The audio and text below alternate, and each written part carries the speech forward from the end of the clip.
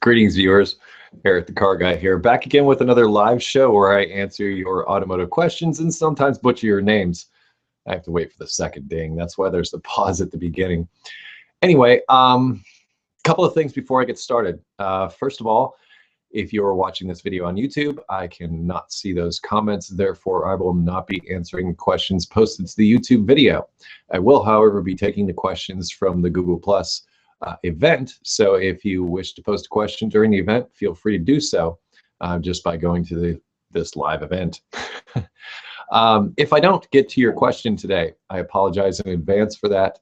However, EricTheCarGuy.com is available 24 hours a day, 7 days a week, 365 days a year. There are plenty of ways to get answers over there. In fact, I've spent a lot of time making that website into as much of a one-stop shop for automotive questions as I possibly can. So that is always available to you. So if I don't get to your question today, I apologize. The next live show will be on April 1st. Yes, April Fool's Day, and that is not a joke. So look for me again at the same time on that day. But now that we've gotten those pleasantries out of the way, why don't we just get started with our questions, which, as I said, I will be taking from the Google Plus event. And once again, apologies in advance for messing up your names. But I'm just going to run through this time. Last time when I jumped around, I had a tough time keeping the flow. So I'm just going to run up through from the bottom, starting with JoeMan543. Hey, Eric, a couple of Hangouts back, I asked about some possible faulty wiring in my dashboard gear indicator 1990 Toyota Camry. And you told me to check the little bulbs in there. You were half right. The bulb for the drive had burned out, but the rest were fine. With the bulbs replaced, I'm still having the same problem as before, where drive and neutral don't always light up when I'm in gear, even if I wiggle the shifter a bit. I probably have to do a little indicator cluster piece or wiring. Just wondering if you can give me any wisdom at this point. I don't want to hear scrap the car. Thanks, Eric. No, I'm not going to tell you to scrap the car. Actually, 90 Toyota Camrys were pretty good cars. That said, okay, so you've established that all the bulbs are good, which is great. So now we need to find out if the indicator down on the console connected to the shifter is sending out signals to the dashboard when it's supposed to. I believe that switch is adjustable and you can move it around. Like usually if you wiggle, I think I mentioned this in the last time answering your question, usually if you wiggle the shifter and you see the light blinking, you can reasonably assume that the problem is with the adjustment of the switch. It could be that the switch itself is just worn out. Drive and neutral are things that you go through a lot. Maybe the contacts on that part of the switch have just gone bad. But really, I would look at the in That's kind of the wear point here. I wouldn't go replacing a bunch of other stuff, but I would be checking to see if when, maybe in this case, I would do something like a resistance check. I might unplug it, look for a wiring diagram, and find out what the outputs are for each of the individual lights. It probably grounds to a different pin depending upon where the shifter is placed. So I would verify the operation of the switch probably with an ohm test in that particular case. Usually when I'm checking switches, that's what I do. I want to see if I have flow through the switch or not, depending upon what position it's in. So that's where I would turn my attention. I would turn my attention to the switch itself, either being out of adjustment or possibly the contacts have worn out or something there. Once again, that's the wear point. In situations like this, that's where I would look. I mean, it's not really debilitating not to have those lights on, but I understand your interest in getting them to work properly. And I'm not going to cover your other question because it's really not quite a question. It's more of a statement. Craig Oliver, what's up, Eric? My question is, when should I change my timing chain on my 2001 Chevy Tahoe, 150,000 plus miles? Also, when I change the timing chain, I would like to change the camshaft as well. How do I keep the lifters from falling into the engine without the benefit of knowing that the cam will hold them in place to avoid taking off the entire top of the engine? Okay, first of all, chains don't really have a replacement service interval. It's pretty much when the chain wears out. And I've actually done a video on how to check for timing chain slack to find out if it's severe. Basically what you do is you remove the distributor cap. 2001, does it have a distributor? Maybe not, not really sure. But anyway, If it has a distributor, it's easy to check for slack. If not, you're probably going to have to put your eyes on it. Maybe, I'm not sure. I mean, maybe with like I'm trying to think of what the name of the tool is. It's like got a magnet. It's a dial indicator that you can place on things, and you can sort of look to see if the rocker shafts are moving as you rotate the engine in a similar way. Basically, what you're trying to do is assess the mechanical ability of the chain to. That's really a wordy way of saying it. I guess what I'm trying to say is you're trying to check the mechanical integrity of that chain. And with a distributor, it's really easy. You rotate the engine in the direction of engine rotation. You note the location of the rotor. Remove the distributor cap. You note the location of the rotor. You may even mark it on the distributor itself. And then you turn the engine in the opposite direction while observing that rotor to see when it starts to move. I forgot to mention that as you bring the engine around, as you're rotating it in the direction of normal rotation, you bring up the timing marks so that you have a place to start. And if it takes more than 7 degrees of rotation for the rotor to move, then it's assumed that there's excessive timing chain slack and you go there. Now, part B of this is as far as holding the lifters in place. You really can't replace a cam without replacing the lifters. The traditional style of lifters, like a roller cam, is a little bit different, but the way cams and lifters are designed, they're designed to work together. The bottom of the lifter is actually concaved a little bit, so it's not a flat surface on the bottom of the lifter. And a cam lobe is not flat across. In fact, it's raised on one side. And they do this so that every time the cam lobe comes up and comes in contact with the lifter, it actually rotates the lifter.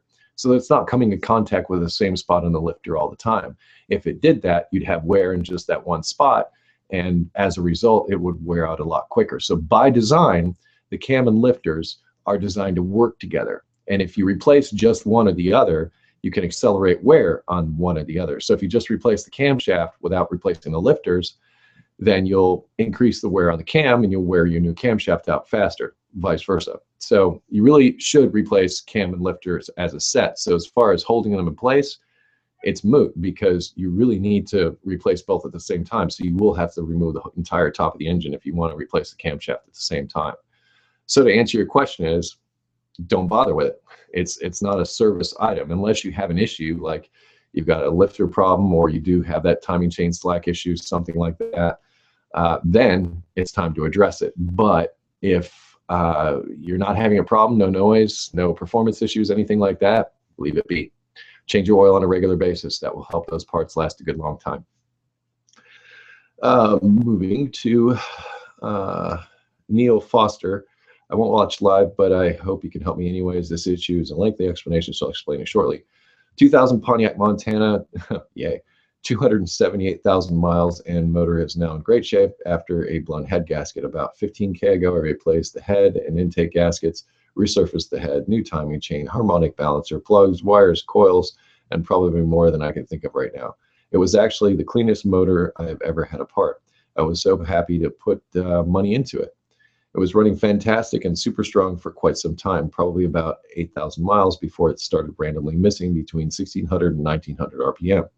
There's a slight miss at idle, about 16 to 1,900 RPMs. A strong miss at 2,000 and above. It runs like new.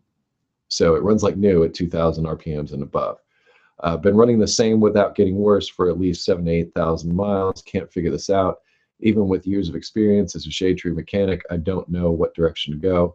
I tested the coils and found out one was weak and replaced all three. Strong spark once again, but still missing. Checked wires and plugs. Vacuum leak, question mark. If so, I can't find it. Fuel injectors, question mark. Okay, so you have a performance issue after you've done all this major work, but it's some time after the major work. So I'm going to say that it's probably not related to the work that you did. You stated it was clean on the inside. It sounds like you took your time and you did your due diligence and did all the stuff that should eliminate a mechanical problem is kind of what I'm reading here. Okay, so, and you've also checked the ignition system. And usually the ignition system, if it's an issue, will act up under load. And you say above 2,000 RPM, you're fine. This says to me that it sounds like a mixture problem. It could be that you have a fuel injector or a sensor that's not giving correct readings or something of that nature. So where I would direct you is first start with seeing if you have any check engine light codes stored. You didn't mention any here. I think you would. however, so I'm assuming that you don't have any codes, but that's a good place to start. You can also check the fuel trim numbers on certain scanners have the ability to do this. In fact, a lot of them do. And there's a lot of like smartphone type scanners, Torque app, it's something people tell me about all the time that they use for this type of thing because it does give you these parameters. But what you're looking at is fuel trim numbers. And the fuel trim numbers basically tell you if the engine is adding fuel or taking fuel away, depending upon if it sees a rich or a lean condition. And what you want is you want a short-term fuel trim numbers as close to 0 as possible when the engine's warmed up. And if they're on the positive side, it means it's adding fuel. If they're on the negative side, it means it's taking fuel away. So it means it's too rich.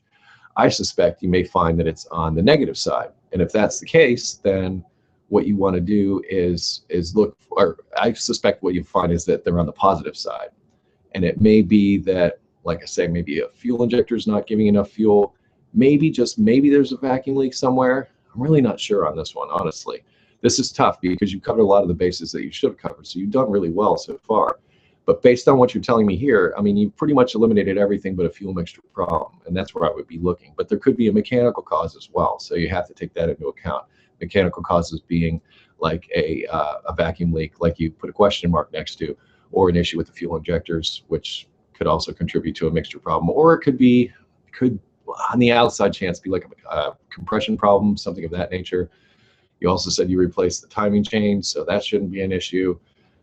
You kind of got me on that one. So hopefully you can get that resolved. But I would be looking for a mixture problem is where I would be turning my attention in that instance. Jose Jimenez, I think I've seen you here before. Eric, I have a 2003 Chevy Silverado 4.8 1500 and the code of P0332 of a knock sensor, the rear one. I changed it and the code still comes back even if it is erased. It is because I have to change the wiring harness, or why does it come back? That's a really good question and a very difficult one for me to answer, but if you change the sensor and that hasn't made the code go away, there's some other issue. It could be the wiring harness, as you say. Knock sensors are usually down under the intake, and a lot of times like maybe rodents can get in there and chew little bits of the wiring, cause problems like this. That's all a possibility, and wiring is suspect. If it were me, maybe I would go to the computer itself. GMs are really nice about like sticking them under the hood somewhere, and you might look up where the pins are that go to the knock sensor and maybe check the wiring between the computer and the knock sensor to see if there is any problems. Maybe do a resistance check to see if there's maybe a break in the wiring or something like that might be revealed, which is what you're suspecting. So that's where I would look next with that. That's kind of a I don't know if that's a common problem with that, if there's a common fix on that, but that's something you might also want to do. A lot of times what I'll do is I'll Google a problem like that. I'll just Google the code just to see, reading on forums if there's something out there that's a common issue, and look in that area. I'm not going to assume that common issue is the problem. I'm just going to use it to get ideas as a stepping off point. Oh, on this particular vehicle, there's a problem with the wiring harness rubbing through because it lays on the exhaust manifold or something. Well, it's something to look for. It's not a way of giving you the answer. It's a way of researching the problem. And the internet is an amazing source of information. Hopefully my videos are contributing to that, but I often use that in those situations where I'm stumped and I just want to look for some other ideas or friends. In fact, I did a video about this once called Phone a Friend that speaks to this very thing. Okay, primer two-tone garage. So I've got a 20-year-old 180,000 mile Nissan 240 SX. I bought it 2 years ago as a project car. It was in very rough shape, but it did run. I've done a complete overhaul of the rear end, brakes, steering, suspension. I've upgraded the cooling system and replaced the timing chain. The car runs strong and I'm very happy with it so far. This summer, I want to drive it solo on a cross-country trip. I plan to take a couple of small trips before then to stretch its legs, so to speak. Thanks for your videos. Thanks to your videos, I plan to do a compression test and cylinder leak down test before its maiden voyage. My questions are, what are some of the other things I should check, and what should I take with me along the trip besides a bag of money and a tow truck? A bag of money and a tow truck should cover it, man. I mean, what else do you want? Questions like this are really difficult to answer because I don't have eyes or hands on the car. So I really can't say, hey, when you say rough shape, your idea of rough shape may be different than my idea of rough shape. The work that you did is different than the work that I would do. So it's really difficult to say. But I mean, you want to cover the basics. You want to make sure that your engine is good, and you want to look out for any leaks, or if it's burning oil, transmission, same thing. It sounds like you've gone through and covered the rear end and the suspension. It sounds like you've covered quite a bit. And that's where I'm having difficulty in answering this question, because you've covered so much. But, you know, even the best laid plans sometimes fall short. And sometimes that adds a certain something to the journey. I've also done a video about driving old cars and the fact that you're more connected to them in this sense. And it's not like a brand new car where you get in, turn the key, or push the button or whatever it is and start driving down the road and you don't worry about it. Not that there aren't problems with those newer cars, but with an older vehicle like this, especially one that you have so much time and effort invested into, you're very in tune with that vehicle. I would say you're more qualified than me or anyone on the planet to know what's happening with this vehicle. And once again, getting back to that whole, you know, that's part of the challenge. That's part of the joy is sometimes not knowing if you're going to get there. Sometimes, you know, maybe a little problem comes up, a pinhole in a hose, any number of things. But those challenges, in a way, sort of bring you closer. So I guess what to bring with you is an optimistic attitude and just an open mind as to where this journey will take you. It sounds like you want to sort of commiserate with this car. And I get it. I really get this. I think any car guy, girl would get this, what you're going through. And I say, like I said, keep an open mind. Of course, keep a bit of money on the side just in case you get stranded or that type of thing. But, you know, have faith in your work and enjoy it. Because that's, I have every reason to believe that that's probably why you did this to begin with. And, you know, that's the car guy / girl spirit. And go for it, man. And good luck on that trip. Okay, Hoi Sang, I hope I said that correct. Hey, Eric, love your show. I have an engine air filter question. While changing the engine air filter for a Honda Pilot, VW Touareg, Mercedes ML350, all gas V6 around 3.6 liters. The filter for VW is much bigger, almost double the size of my Pilot, and the Merc even requires 2. I am just wonder, since the VW and Merc require higher octane gas, does it mean the engine will burn the gas with faster, hotter under higher compression, which requires higher airflow, which lead to bigger air filter? Okay, I think I get what you're saying here, and that is, so all engines of relatively the same size, why would this engine require a larger air filter than as opposed to another one? And as far as the higher octane fuel, does the higher compression or anything have anything to do with this? Okay, complicated question, but I'm going to say yes and no. A performance engine, an engine in essence is an air compressor. So the more of a volume of air that you can move through it, theoretically, the more power you can get out of it. So in essence, these air intake systems on these vehicles are designed to take in more air. And it also depends on, like you said, compression ratio, that kind of thing. I did a video about octane ratings and compression ratios and things like this. And you are correct, when you have a higher compression engine or perhaps forced induction with a turbocharger or supercharger, higher octane fuel is required because there's more heat inside the combustion chamber. And actually, a higher octane means that the fuel has more of a resistance to burning. And that means that it's going to ignite when the spark plug tells it to, not when the heat of the combustion chamber allows it to. Like, say, for instance, the mixture goes off before it gets to top, the piston gets to top dead center, and it sort of hits the piston in the top of the head. I don't want to say with a sledgehammer, but certainly the engine does not like to spin backwards. It's all designed to have a flow to it. So the higher octane fuels help things run like they're supposed to. As far as the engine design, I'm not an engineer. I can't speak to that too much. Actually, this would be a real good question for my friend Jason over at Engineering Explained. You might pose this to him as to why they would have larger air filters and things like that, or larger intake systems. But I would say that you're on the right path by, you know, these higher performance engines requiring more air, because just the basics of an engine, as I said, it's an air compressor. So the more air can move through it, the more power it can produce as a result. And we'll leave it at that. This is a fun one. Okay, Amjad, I think I'm not gonna, I don't want to make fun of people's names, but it's almost like this one was just, I typed a few things on the keyboard and I'm very sorry if I'm offending you with that. I don't mean to. I'm just making light of the fact that I'm having trouble pronouncing your name. So Amjad MJ. All right. Hi, Eric. I have a Mazda V6 626 92, and it wastes very much gas. Till what do I have to do? Okay, so you're having a Mazda 626 with fuel consumption problem is what I'm gathering from you. I've written an article about this, and there are several things that can contribute to poor fuel economy in a vehicle. Start with the basics. Start with like your tune-up items, your spark plugs, your air filters, fuel filters if it applies, that type of thing. So a lot of times a basic, I hate to use this word now, tune-up can help address poor fuel economy issues. Also, vacuum leaks is another thing that can contribute to it. Air that gets into the engine that isn't accounted for.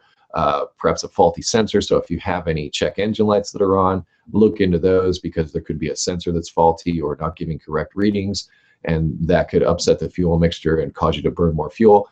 Also, let's not ignore the elephant in the room, fuel leaks. This is certainly an older vehicle. Let's not rule out the possibility that you have a fuel leak somewhere. Maybe you live in an area where there's a lot of rust and there's actually fuel leaking out somewhere. That will definitely affect your fuel economy. And lastly, I often get complaints of poor fuel economy in the winter. A couple of reasons for this. Winter fuel is different than summer fuel. It's formulated differently. In addition, something that's never taken into account in the winter is those times when you start your car up and you run the defroster and you maybe leave it, you go inside, have a cup of coffee or whatever, let the thing warm up before you come out and drive it away, or you're scraping off the windows, something. Anyway, that entire time the vehicle's running, it's using fuel. You're not getting anywhere with it, but it's using fuel. Therefore, your fuel economy generally goes down in the winter. Lastly, when it's colder outside, your vehicle is going to use more fuel for longer. It takes longer to warm up to operating temperature. Therefore, it's going to use more fuel getting there. So in general, across the board, you're going to get worse fuel economy in the winter than you would during the summer because of those reasons. So I'm also going to, I forgot to mention this earlier, I'll put links to videos and those articles that I'm mentioning all down in the description of this video once things are wrapped up here. It takes me about a half hour to get that, so just give me a few minutes after the video concludes for me to put that together for you. But there's always additional information in the descriptions of my videos, so if you have questions, please check there. Okay, Randall Poindexter. Hey Eric, I have a 1996 Plymouth Voyager. I recently changed the spark plugs. Then a few days later, it died, and now it has a no start issue. Edit, I think it may be an electrical or fuel pump issue. Well, that's what you do with a no start problem. You basically got to find out what's missing, because you need three things. You need spark, you need fuel, and you need engine mechanical, I call it. The engine needs the ability to turn over and create compression. And any one of those three things that's missing, your engine won't run, period. So you got to start checking the basics. You check for spark, which is simple enough. I mean, pull the coil pack out or spark plug boot off, stick a screwdriver in the end of it and hold it close to a ground. And it's kind of scary, I know, but screwdrivers have plastic ends on them, should be insulated. And just, have a buddy or whatever crank the engine over and check for spark. Also, they have spark testers, which are much safer, that you just plug the spark plug into the end of the spark plug wire or the coil pack and connect it to a ground, and you can observe the spark that way. That is the best way, and those spark plug testers are really cheap and often found at auto parts stores. This is all in a video that I did on solving no start problems. Next, to check for fuel. Fuel pressure gauge is the ideal thing, the quick and dirty way. Does that Plymouth Voyager have a Schrader valve on it? I'm not sure, but if it doesn't, I sometimes just take the fuel line where it connects to the fuel rail and just turn the key on, crack it open just real quick to see if fuel comes spraying out. If it just comes dribbling out, there may be a fuel pressure problem, and then I grab the fuel pressure gauge for sure. But if you do have a spray coming out of there, most likely you have fuel pressure.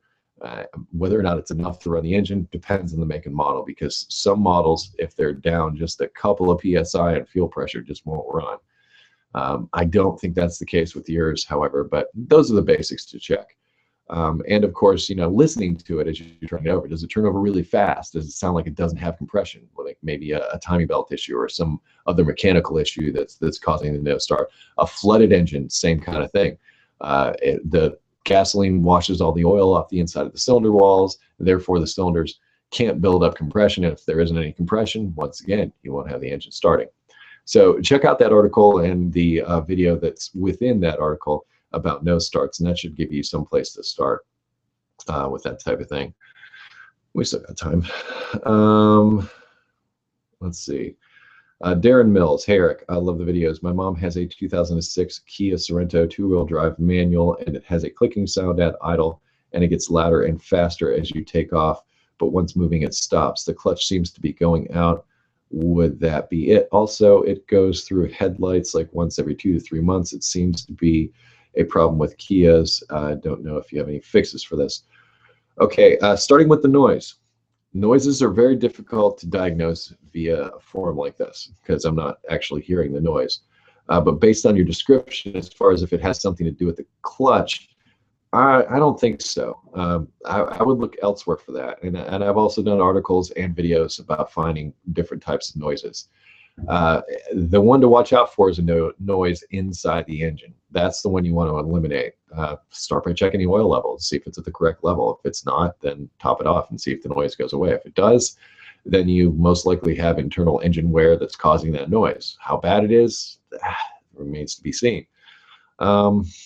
As far as your clutch going out, I've also done videos on that as far as checking clutches to see if that would be a problem. It's rare that clutches make noises. It's rare. It's like throwout bearings or some other issue that would make a noise, but it's rare that the clutch itself would make a noise. So I wouldn't say the clutch is causing the noise. I would, like I say, go to the engine, see if I can eliminate there first. As far as headlights go, I'll just throw this out there. I'm not aware of Kias going through headlights like this if there's a common problem, but once again, try that internet thing. But if they're halogen bulbs, and 2006 possibly, but if they're halogen bulbs and you touch them with your fingers, if you touch the actual glass portion with your fingers, this will shorten the life of the bulb. You are not supposed to touch halogen bulbs with your fingers. I use rubber gloves, something, but I just avoid touching those because the oil from your fingers gets on that bulb and can cause it to fail much more quickly than it would otherwise. So be very careful when replacing the bulbs not to touch them with your fingers. Okay, Clyde Turner. Hey Eric, 2 issues. First, my 98 Volvo S70 has a power steering leak and it looks like it's on the driver's side. I put some stop leak in it, but nothing yet. Getting really hard to steer. Open the reservoir, bubbles or foamy looking fluid. How do I check for the cause? Then on the way home, mist of coolant coming out of my vents and the windshield is foggy. And the coolant is on the driver's side floor. I changed the core about 2 or 3 years ago. Is it bad or what, Clyde? Okay, not a fan of sealants in the power steering system, but I understand the philosophy behind it because power steering racks are often not fun to replace.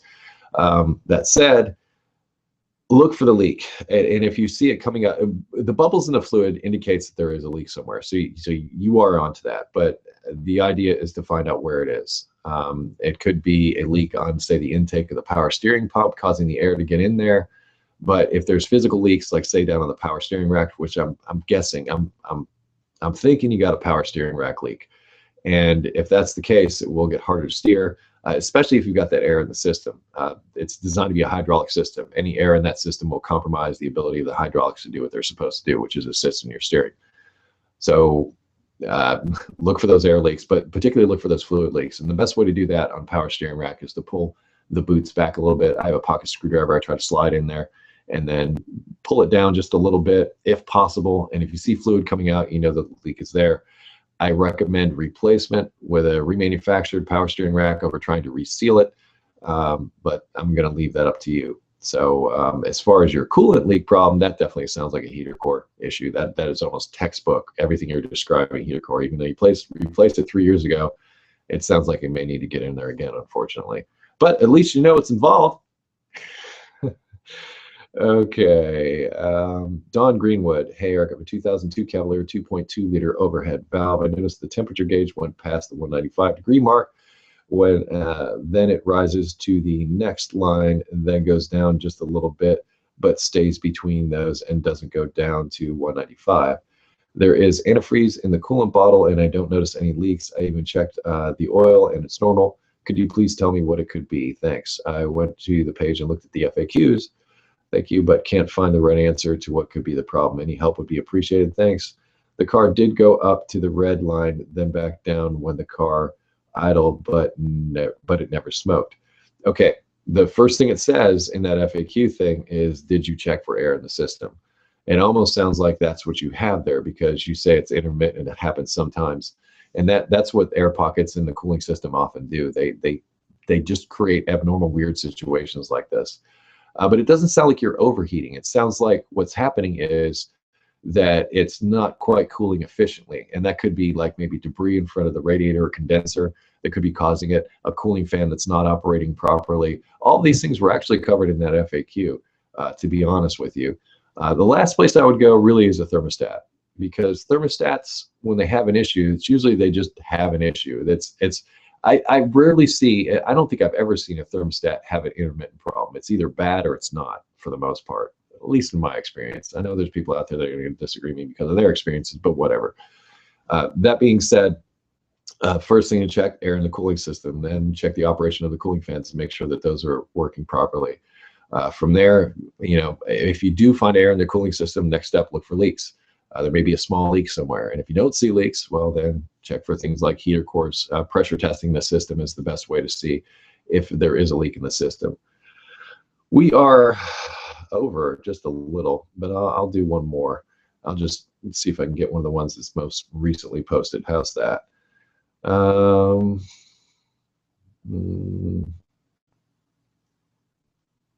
right, I'm trying to find one. Okay, Theric Othman. Hey, Eric, I have a 2001 Mercedes E-Class. I have had brake problems with it for the past 3 years. Right after I change the brakes, I lose my ABS and traction control for about a week.